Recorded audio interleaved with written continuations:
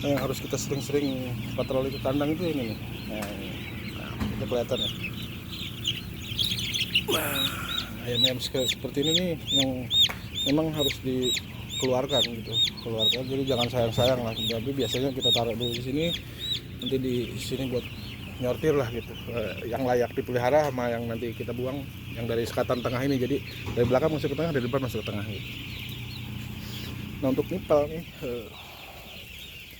sistem air itu kaporit kita tetap pakai gitu, kaporit. Karena kalau nggak pakai kaporit ternyata endapan si biofilmnya menumpuk, lendir menumpuk. Jadi untuk mencegah lendir, mencegah biofilm, kaporit tetap pakai. Desinfektan juga pakai iodin, biasa kita pakai iodin.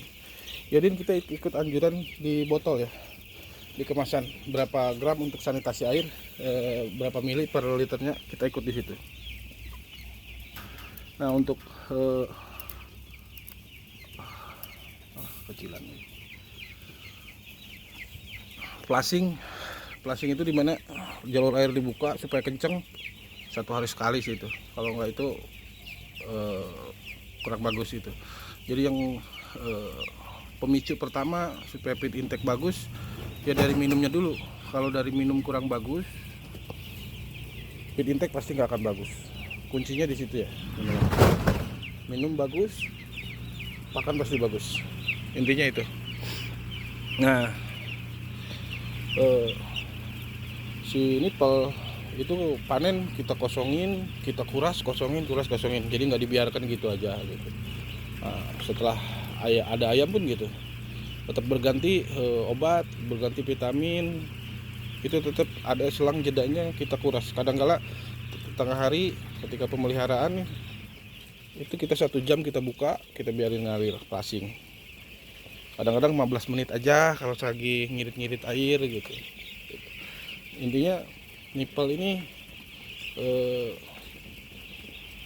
biasanya orang jarang melewatkan itu gitu. Nah kalau nipel nggak dirawat ya biasanya ngaruh ke feed intake, ngaruh ke kondisi kesehatan ayam. Karena biasanya kalau banyak endapan material di dalam, kondisi pengobatan pun nggak optimal.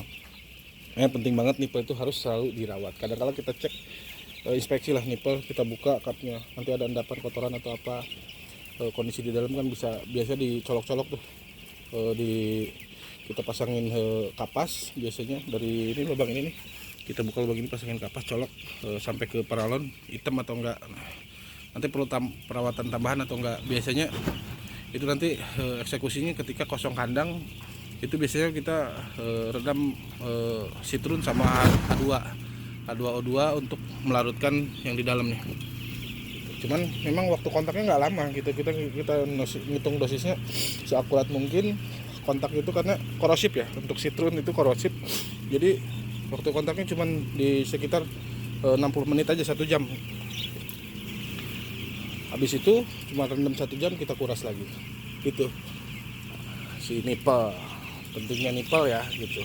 Nah, dan si ininya juga, nah model kayaknya kita tes, jadi sering-sering. Nah ini masih bagus.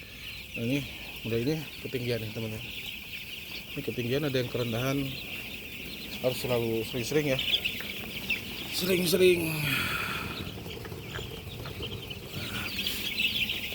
Itu udah bagus, paling seginilah ketinggian kita atur.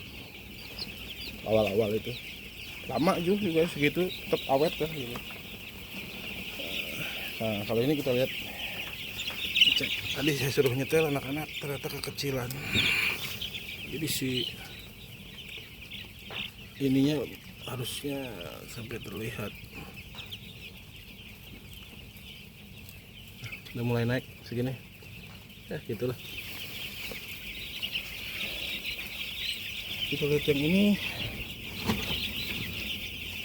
ini juga kekecilan.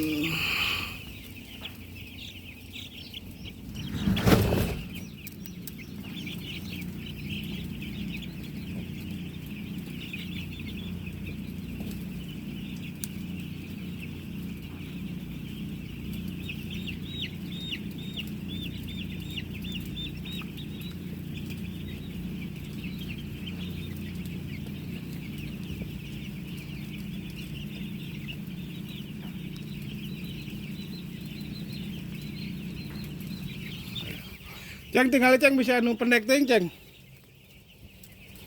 Ceng. Cai kade anu pendek ting ceng.